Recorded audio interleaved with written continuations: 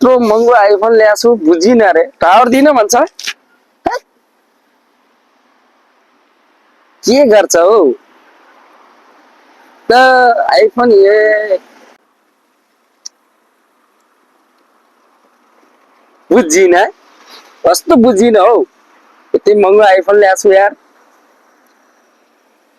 यार त्यस्तो कुरा नगर न आइफोन यति महँगो छ कुरै छोडिदियो आइफोन भनेर ओहो पर्वत दाजु के छ खबर ओ ठिक छ हजुर ठिक छ कता हो त फोन गर्दै हुनुहुन्छ त अनि फोन गर्दैछु एकछिन होलमा फोन गर्दैछु घरतिर यसो आइफोन किनेको अनि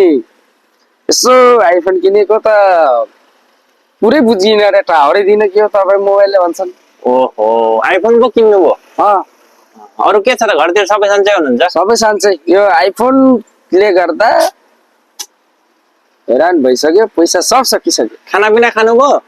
खानापिना भर्खर खाएको आइफोन साइफोन लियो खाली कति आइफोनको कुरा गरेर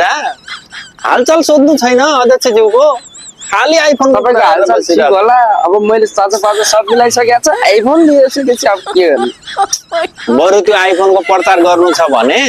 ऐनाको अगाडि जानुस् खिचिक्क फोटो खिच्नुस् भिडियो बनाउनुस् अनि देखिहाल्छ नि सबैले कहाँ मलाई सुनाएर आइफोन किनेछु के गरौँ त नि अनि त्यस्तो ऐना पनि त चाहियो त